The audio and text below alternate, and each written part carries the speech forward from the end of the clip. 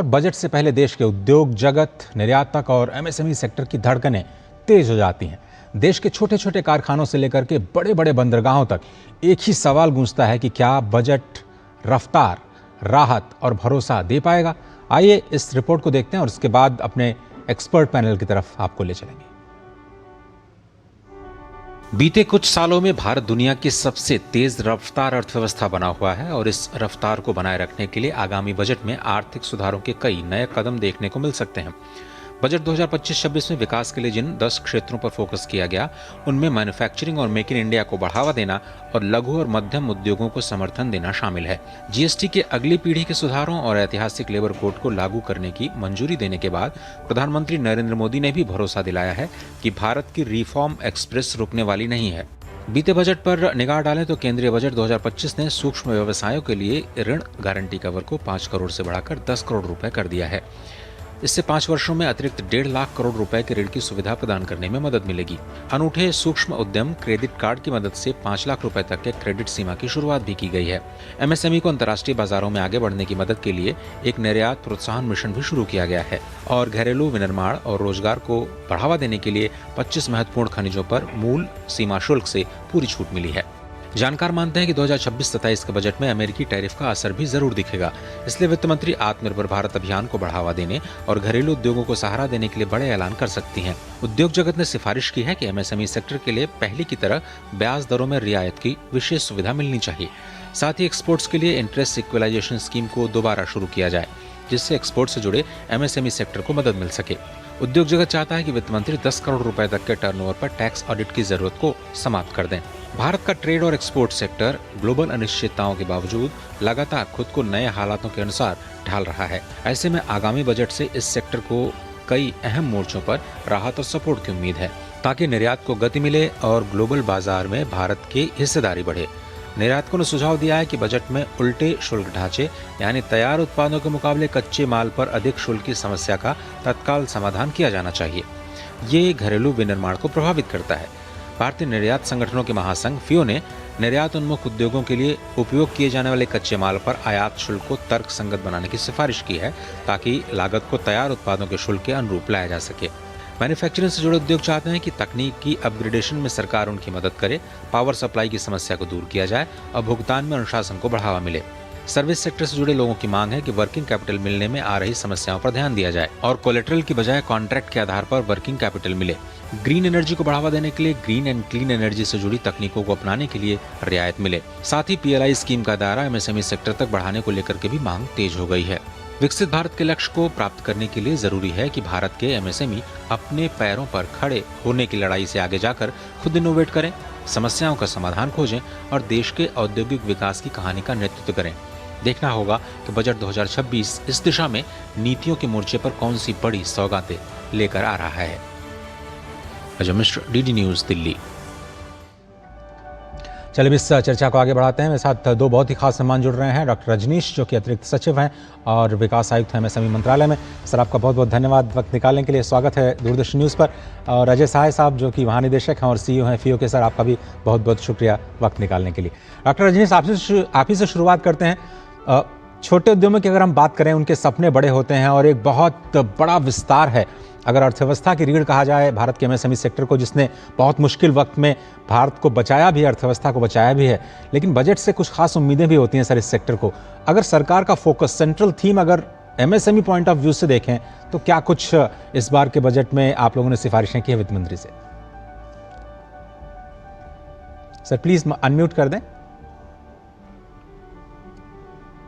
देखिए, बजट जो है वो एक गोपनीय डॉक्यूमेंट है, तो उसके लिए आपको वित्त मंत्री जी के, मैं तो सिफारिशों की बात कर रहा हूं सर, और उम्मीदों की चर्चा कर रहे हैं सर हम लोग। जी। पर मैं आपको 2-3 बातें यहाँ पर बताना चाहूंगा। पहली चीज तो ये कि बजट के अंदर पिछले जितने भी बजट अभी आए हैं प्रधानमंत्री श्री नरेंद्र मोदी जी और हमारे एफएम जी के माध्यम से, आपने देखा होगा कि इसमें एमएसएमई के लिए इंस्टीट्यूशनल सपोर्ट जो है हर बजट में उसका हिस्सा रही है। अगर हम पिछले ही बजट की बात करें तो एमएसएमई की डेफिनेशन को ही हमने रिवाइज किया। आप जानते हैं कि टर्नओवर की लिमिट जो है उसको डबल किया गया है। अब 500 करोड़ तक की टर्नओवर की जो इकाइयां हैं वो एमएसएमई में शामिल है। और इसी तरह से जो हमारा investment in plant and machinery है उसको 2.5 टाइम्स तक बढ़ाया गया है। जी। तो ये एक बहुत बड़ा कदम है जिसके अंदर एमएसएमई का विस्तार हुआ है। दूसरी चीज आप ये देखेंगे कि जो एमएसएमई इकोसिस्टम है हमारा, इसमें 1 अप्रैल 2023 तक 1.6 करोड़ एमएसएमईज हमारे साथ रजिस्टर्ड थे। आज ये संख्या बढ़ के 7.5 करोड़ से ऊपर हो गई है। तो बहुत बड़ा विस्तार जो है वो एक फॉर्मलाइजेशन के अंदर हुआ है। क्रेडिट के अंदर भी अगर आप देखें 2014 में 10 लाख करोड़ का क्रेडिट जो है वो एमएसएमईज को मिला था, और अब जो लेटेस्ट फिगर्स हैं इसमें 35 लाख करोड़ से ऊपर क्रेडिट जो है वो एमएसएमईज को प्रदान किया गया है। तो ये जो हमारे डिफरेंट बजट्स आए हैं, series of programmes, policy interventions जो उसके अंदर आई हैं, बेसिकली उसमें एक कॉमन थ्रेड आपको जो देखने को मिलेगा वो ये कि एमएसएमई इकोसिस्टम जो है उसको किस तरह से और पुष्ट किया जाए। डॉक्टर राजेश, लेकिन अगर हम इसको, अगर लोकल को हम ग्लोबल बनाने की बात कर रहे हैं तो हमें ये भी दिखाई देता है कि बहुत सारे देशों से हमें कंपेयर करें तो एमएसएमईज को ज़्यादा एक्सपोजर या कॉम्पिटिटिव बनाने की ज़रूरत है। ऐसे में इन चुनौतियों के बीच में जो अभी इस वक्त देश फेस कर रहा है in terms of tariff and all, कैसे हम ज़्यादा कॉम्पिटिटिव बना पाएंगे अपने एमएसएमई सेक्टर को, जिससे वो इन चुनौतियों से कम फौरी तौर पर निपट पाएँ? देखिए, अगर हम अंतरराष्ट्रीय तुलना करते हैं तो मैं आपको बताना चाहूंगा कि पिछले 10 साल के अगर हम आंकड़े लें और जो एडवांस्ड इकोनॉमीज हैं उनकी रेट ऑफ ग्रोथ को देखें तो अमेरिका की on an average economic growth rate जो है वो 2% के आसपास रही। जो यूरोपियन कंट्रीज हैं जैसे कि यूके, जर्मनी, फ्रांस, ये 2% से भी कम है। और अगर हम जापान की बात करें तो 0.7% जो है वो इंटरनेशनल ऑर्गेनाइजेशंस का ये एस्टिमेट है कि उनकी इकोनॉमिक दर जो है वो 0.7% जापान की रही। उसी में अगर हम इंडिया को देखें तो 5.5% से ऊपर कंसिस्टेंट हमारा पिछले 10 साल का इकोनॉमिक ग्रोथ रहा है। तो ये एक बहुत बड़ी चीज है इंडियन इकोनॉमी को जो एक अंतरराष्ट्रीय पटल पर रखती है। और ये मैं इसलिए कह रहा हूं क्योंकि 30% इकोनॉमी में योगदान जो है हमारे एमएसएमईज का है। तो हम मानते हैं इंडियन इकोनॉमी की ग्रोथ और उसकी रेजिलियंस में एमएसएमईज का एक बहुत बड़ा हाथ है। और दूसरा जो आपने बात करी कि एमएसएमईज को किस तरह से हम और सशक्त कर सकते हैं और कॉम्पिटिटिव कर सकते हैं, तो इसमें वैसे तो बहुत सारी चीजें हैं जो की जा सकती हैं। तो जैसे एक्सेस टू क्रेडिट के ऊपर गवर्नमेंट का बहुत फोकस रहता है। मैंने पहले भी आपको बताया कि एक्सेस टू क्रेडिट के अंदर बहुत अच्छी ग्रोथ हमें देखने को मिली है। इनफैक्ट अगर पिछले साल का आप इकोनॉमिक सर्वे देखें तो उसमें 13% के रेट पे ग्रोथ हुआ है क्रेडिट का एमएसएमई सेक्टर को, और नॉन एमएसएमई सेक्टर में वो 6% के आसपास था। तो कहने का तात्पर्य ये है, flow of credit to MSME sector has been more than the flow of credit otherwise. और दूसरी चीज ये access to technology, access to market, ये 3 एक बड़े कंपोनेंट्स हैं जिसके ऊपर मिनिस्ट्री ऑफ एमएसएमई काम करता है। इसके अलावा एक जो पूरे राष्ट्र भर में एक जो मुहिम चल रही है वो है ease of doing business, ease of doing business, reducing compliance burden. इसके ऊपर बहुत काम हो रहा है। आपने जैसे देखा ही होगा अभी मिनिस्ट्री ऑफ कॉर्पोरेट अफेयर्स में जो हमारा डेफिनेशन है स्मॉल एंड कंपनीज का, उसको अलाइन किया गया है एमएसएमई की डेफिनेशन के साथ। और अब उसमें 100 करोड़ तक की टर्नओवर की जो कंपनियां हैं उनको स्मॉल कंपनीज कहा गया है।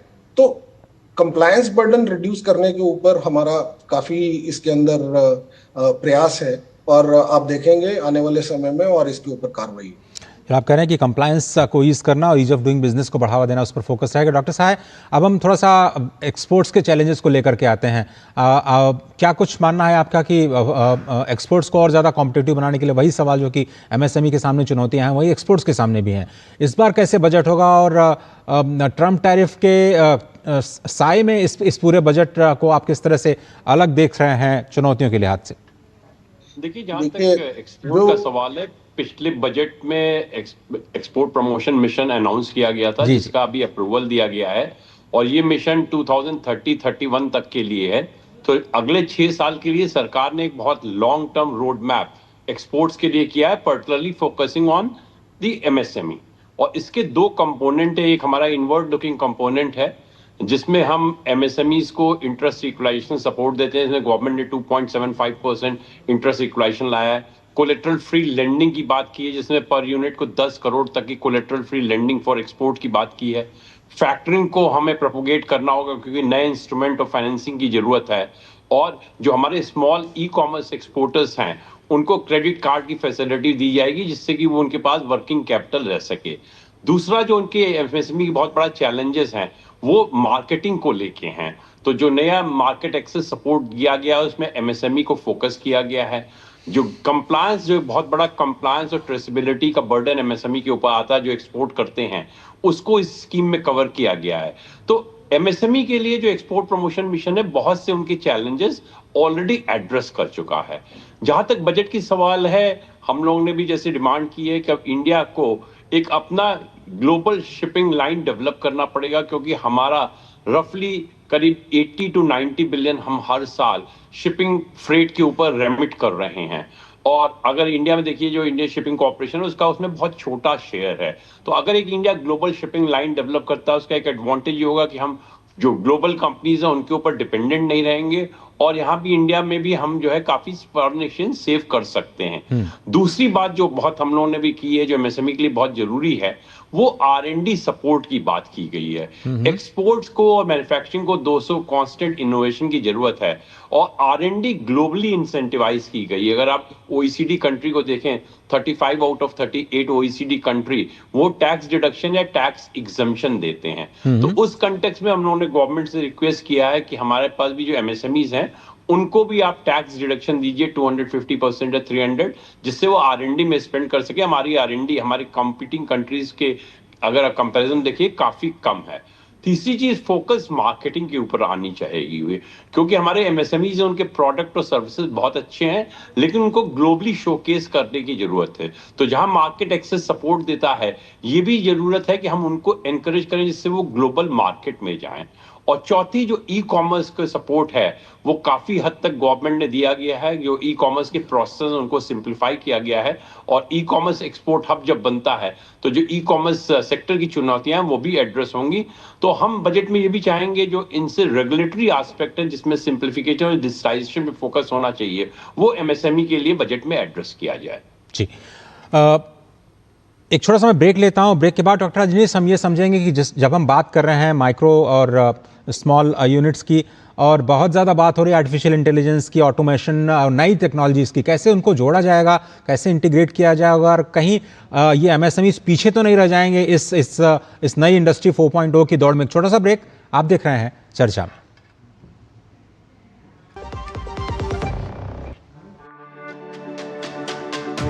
मेरी पसंद, मेरी पसंद, मेरी पसंद, मेरी पसंद, हमारी पसंद, हम सबकी पसंद। मजबूत देश का मजबूत सरिया हो गया स्टील। टिंग टिंग, अम्मा मैसेज मैसेज। मैं आपके मौसा के चाचा का नाती का पोता, शादी का कार्ड मैसेज में भेजा है, डाउनलोड करिए और आशीर्वाद दीजिए। मैं तो आपको जानती भी नहीं, फिर भी शादी का कार्ड खोलूं? मैं मूर्ख नहीं हूँ। क्या बात है अम्मा। यूपीआई कहता है अगर कोई अनजान नंबर से फाइल या लिंक भेजे तो क्लिक मत करो और कहो मैं मूर्ख नहीं।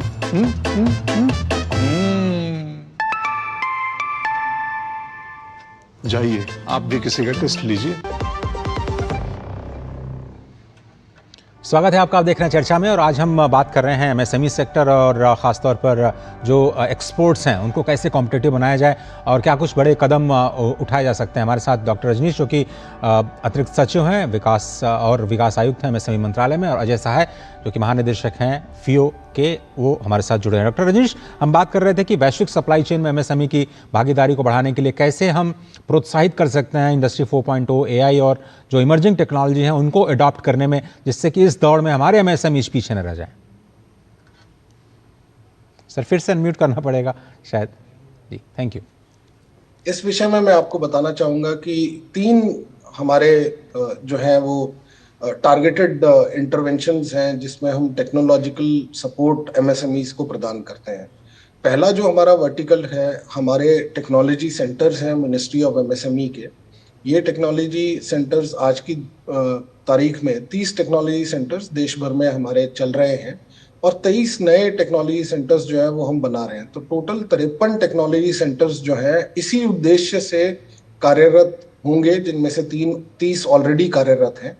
इसके अंदर हम एमएसएमईज को उनकी टूलिंग के लिए, उनके कंपोनेंट्स अगर किसी को बनाने हैं, उसमें उनको कास्टिंग, डाई कुछ अगर करना है, कोई उसमें रिसर्च करना है या उसके अंदर प्रोडक्ट डेवलप करना है, उसके अंदर हम सपोर्ट देते हैं।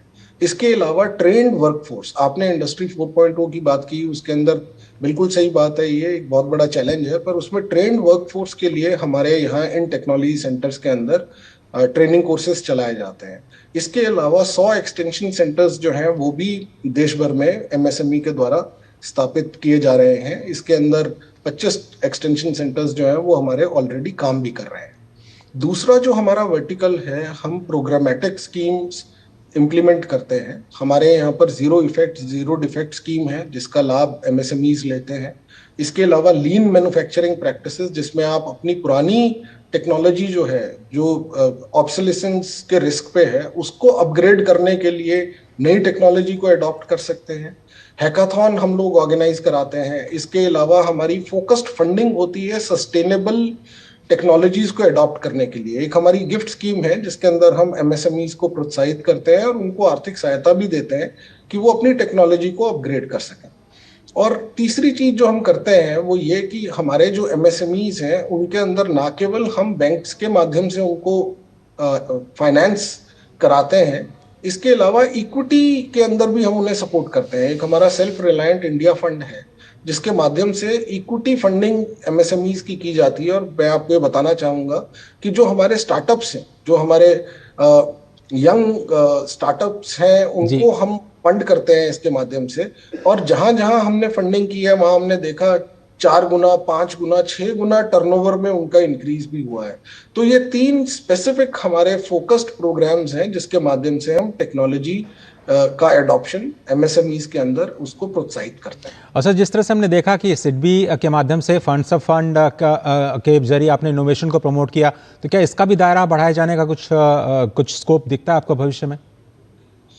देखिए, पिछले बजट में ऑलरेडी स्टार्टअप फंड, जो फंड ऑफ फंड्स है, उसके अंदर 10,000 करोड़ का एडिशनल बजटरी प्रोविजन किया गया है। तो डेफिनेटली वो दायरा ऑलरेडी बढ़ गया है। इसके अलावा जो हमारी क्रेडिट गारंटी स्कीम है, एक हमारा CGTMSE credit guarantee trust for micro and small enterprises है, उसके अंदर भी हमारा जो लिमिट्स हैं क्रेडिट गारंटीज की, इनको डबल किया गया है। तो ये दायरा ऑलरेडी बड़ा है। और इसके अंदर मैं आपको बताना चाहूंगा, CGTMSE 2000 से ये संस्था काम कर रही है और हमारी स्कीम चल रही है। 2000 से लेकर 2022 तक 22 सालों में 3.14 लाख करोड़ का जो क्रेडिट गारंटीज हैं वो एमएसएमईज को मिली थी। पर उसके बाद गवर्नमेंट ने कॉर्पस इन्फ्यूजन किया 9,000 करोड़ का 2023 में, और उसके अंदर हमने जो स्कीम में कुछ चेंजेस किए, जो क्रेडिट गारंटी फीस है उसको हमने रिड्यूस किया 50% और उसके अंदर हमने सीमा को बढ़ाया। तो आज 2023 से लेकर 2026 तक हमने एडिशनल 9 लाख करोड़ की गारंटीज दी हैं। कहने का तात्पर्य ये कि जो काम या जो फंडिंग क्रेडिट गारंटी के थ्रू 22 साल में पहले हुआ था, उससे 3 गुना जो है वो पिछले 3 सालों में हमने किया है। तो दायरा इसका बहुत बढ़ रहा है और मुझे उम्मीद है कि आने वाले समय में अगले 2030 तक हम 20 लाख करोड़ की additional credit guarantees micro small units को दे पाएंगे। जी, अजय साहब, बहुत सारे नए FTAs हम कर रहे हैं, फ्री ट्रेड एग्रीमेंट्स कई देशों के साथ में। उनका फ़ायदा ज़्यादा से ज़्यादा कैसे हमारे एक्सपोर्टर्स उठा पाएँ? बजट से एडिशनल कुछ उम्मीदें हैं इस दायरे को जब हम बढ़ा रहे हैं, इस ज़्यादा से ज़्यादा प्रोटेक्शनिज्म के बीच में? देखिए, बजट से हमें लगता है कि जो हमारे कुछ हाई टेक्नोलॉजी सेक्टर्स हैं और कुछ हमारे जो लेबर इंटेंसिव सेक्टर्स हैं, उनमें जरूर गवर्नमेंट फोकस लाएगी और उनके ऊपर सपोर्ट की बात होगी। हम लोगों ने देखा है कुछ फुटवेयर सेक्टर के लिए गवर्नमेंट कुछ खास करने की बात कर रही है, क्योंकि जिस तरह का ग्लोबल ट्रेड स्ट्रक्चरल शिफ्ट हो रही है, उसमें ये बहुत जरूरी है कि एक तरफ से हम हाई टेक्नोलॉजी सेक्टर को फोकस करें, बिकॉज ग्लोबल ट्रेड में उनका शेयर बढ़ने वाला है। और दूसरी तरफ जो लेबर इंटेंसिव सेक्टर्स हैं वो इंडिया के लिए इसलिए जरूरी है कि जॉब्स वहां पे ही क्रिएट होते हैं। अगर हम पिछले कुछ सालों के डेटा को देखें तो हमारे हाई टेक्नोलॉजी सेक्टर्स ने बहुत अच्छा किया है, चाहे वो मशीनरी हो, ऑटोमोबाइल हो, हाई एंड टेक्नोलॉजीज हो, या फार्मास्यूटिकल्स हो, या नॉलेज ड्रिवन सेक्टर्स हो। लेबर इंटेंसिव सेक्टर्स में कंपटीशन बढ़ने से, कुछ लो कॉस्ट इकोनॉमी के आने से थोड़ा चैलेंज पड़ा हुआ है, लेकिन इंडियन एमएसएमईज अपनी स्किलिंग बढ़ा के उसको भी कर रहे हैं। तो हमें लगता है जो स्किलिंग के ऊपर जो फोकस गवर्नमेंट ने पिछले बजटों में भी किया है, हम ना खाली स्किलिंग की बात कर रहे हैं, हम रीस्किलिंग, अप स्किलिंग की बात कर रहे हैं, तो उससे भी गवर्नमेंट काफी सपोर्ट देगी। और इस तरह का अगर सपोर्ट मिलता है तो जो हमारे एमएसएमईज हैं वो और अच्छा करेंगे। जहां तक अगर आप एक्सपोर्ट डेटा को देखिए, जिस तरह की इस समय वैश्विक परिस्थिति है उसको देखते हुए इंडिया का एक्सपोर्ट पॉजिटिव टेरिटरी में है, और इस साल हम मर्चेंडाइज एक्सपोर्ट करीब 450 बिलियन तक पहुंचेंगे। तो ये बहुत बड़ा एक कदम है, और इसमें एमएसएमईज की एक बहुत अहम भूमिका रही हुई है। जी, एक और छोटा सा ब्रेक लेते हैं। आप देख रहे हैं चर्चा में लगातार हम बात कर रहे हैं कैसे एमएसएमईज और एक्सपोर्ट्स को बढ़ावा देने के लिए इस बजट में कुछ कदम नए लिए जा सकते हैं। आप बने रहिए हमारे साथ, देखते रहिए डीडी न्यूज़। जब धरती चीर कर निकलता है लोहे का पत्थर और मिलता है मोंगिया के जोश से, फिर तपता है, पिघलता है और बनता है फौलाद। अब होता है सरिया सारी खूबियों के साथ। मोंगिया स्टील, मजबूत देश का मजबूत सरिया। स्वागत है आप सभी का। आज हम चर्चा कर रहे हैं बजट 2026 में आत्मनिर्भर भारत को कैसे बढ़ावा मिलेगा, खासतौर पर एमएसएमई, क्योंकि इस अर्थव्यवस्था की रीढ़ माना जाता है और बहुत बड़ी संख्या में ये एम्प्लॉयमेंट को भी सपोर्ट करता है। डॉक्टर रजनीश, मेरे पास वक्त कम है, आपसे जल्दी से समझना चाहेंगे कि क्या इंटरेस्ट सबवेंशन जैसी चीज़ भी सोची जा सकती है क्या, कॉस्ट ऑफ फंड्स को थोड़ा सा ईज़ करने के लिए, क्रेडिट फ्लो को थोड़ा सा और ईज़ करना। आपने कहा कि ऑलरेडी 30% का इंक्रीमेंट ज़रूर हुआ है एमएसएमई सेक्टर को, लेकिन मुद्रा जैसी योजनाएं जिस तरह से इंसेंटिवाइज करती हैं, इस तरह के इंसेंटिव्स की उम्मीद ज़रूर रहती है एमएसएमई सेक्टर को। सर देखिए, हमने अभी 75 लोकेशंस पे क्लस्टर लेवल वर्कशॉप्स की है, और इसके अलावा 11 लोकेशंस पे हमने जोनल वर्कशॉप्स किए, जहां पर एमएसएमईज की जो भी उनकी मांग है, उनकी जो फीडबैक है, वो सारे हमने कोलेट किए हैं, और कोलेट करके इसके ऊपर जो है वो कार्रवाई की जा रही है। जो प्रश्न आप पूछ रहे हैं इंटरेस्ट सबवेंशन पे,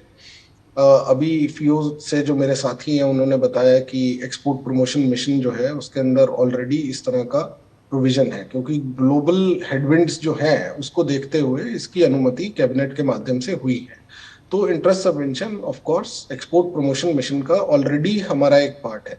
जहां तक एक्सेस टू फाइनेंस की बात है, एक्सेस टू फाइनेंस के अंदर बहुत से एलिमेंट हैं जिसके ऊपर ऑलरेडी पहले काम किया जा चुका है, और हम ये मानते हैं कि भविष्य में भी और व्यापक तौर से हम अपने एमएसएमईज को better access to finance provide कर सके, उसके ऊपर भी काम रहेगा। जी, अंत में अजय साहब, इस साल के एक्सपोर्ट्स का टारगेट आप लोगों का किस तरह से रहने वाला है, और बजट में सब कुछ ठीक ठाक रहा आपके हिसाब से, तो क्या आप फिर से नए टारगेट्स बना पाएंगे? देखिए, इस साल हमारा टारगेट जो है वो गुड्स एंड सर्विसेज को मिला के करीब $850 बिलियन का है, जिसमें हम गुड्स का करीब $450 बिलियन एक्सपोर्ट देख रहे हैं और सर्विसेज का करीब $400 बिलियन देख रहे हैं। नेक्स्ट ईयर का टारगेट हम लोग एज ऑफ नाउ $950 बिलियन की बात कर रहे हैं, लेकिन हमें वैश्विक परिस्थितियां देखनी होंगी कि किस तरह की होती हैं। अगर वैश्विक परिस्थितियां थोड़ा एक्सपोर्ट को सपोर्ट करेंगी तो ये हमारा टारगेट करीब $1 ट्रिलियन भी जा सकता है। अजय साहब, बहुत धन्यवाद वक्त निकालने के लिए इस खास प्री बजट चर्चा में, और डॉक्टर रजनीश, आपका भी बहुत बहुत शुक्रिया इस प्रोग्राम में शामिल होने के लिए। तो जो टारगेट्स हैं वो तो बहुत ही एम्बिशियस हैं, और जो आत्मनिर्भर भारत है उसको बढ़ावा देने के लिए क्या कुछ बड़े कदम उठाए जा सकते हैं उस पर निगाह रहेगी। 1 फरवरी को बजट के तमाम पहलुओं पर चर्चा करेंगे और साथ ही साथ बताएंगे कि हर सेक्टर को क्या कुछ फायदा हुआ है। फिलहाल चर्चा के आज के इस अंक में सिर्फ इतना ही। पूरी टीम को दीजिए इजाज़त। नमस्कार।